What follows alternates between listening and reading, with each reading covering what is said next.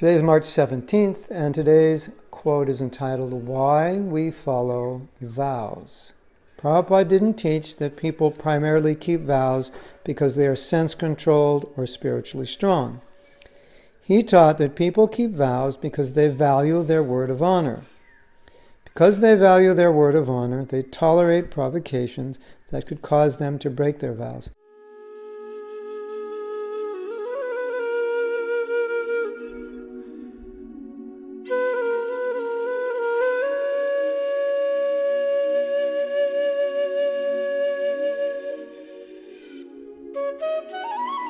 So this is a very interesting principle. It's something I discovered when I was preparing my workshop on vows, just trying to define what a vow is, and also contemplating why we don't follow vows. And I came across an insight. It was something that Krishna was showing me, that it's not only that what we vowed to may be difficult, but what may be the deeper problem is that I'm not committed to commitment.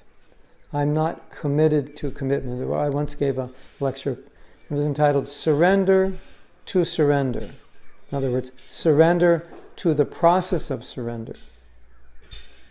So commit to the process of commitment, or commit to the commitment you made. So sometimes we're weak in committing, and we use what we've committed to as an excuse. I'm weak, I can't follow this. When it's better to look at, am I weak in my commitment? Am I weak in my word? I said I would do it, but now I find reasons that I can't do it, obstacles, whatever.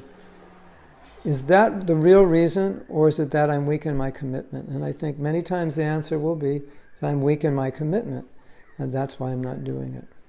So why don't you meditate on some of your commitments that you're having trouble with, or some of the promises you've made that you've broken, or some of the promises you've made you haven't fulfilled, and think, is it actually that the promise I made is challenging, it's difficult, perhaps it seems impossible, or is it just that I'm not committed to the process of being committed? Is it that I don't value my word, that I said it, but I don't take it seriously? And I think in many cases you'll find it's the latter. It's not that what we have to commit to is that difficult. If we're actually committed, we would be empowered to do it, but we're not committed to the commitment. And that's an important understanding, because commitment is empowering, but it's only empowering when you're committed. So if you've committed, but you can't commit, that you're not accessing the power that real full commitment gives you, because when you fully commit, you get that power. So when we're having trouble following something, could be an initiation vow, could be a marriage vow, instead of looking at the problems and following that commitment, start looking at the problems in being committed in general to anything. And it's a nice meditation, and I think you get a lot of realization from that. Hare Krishna.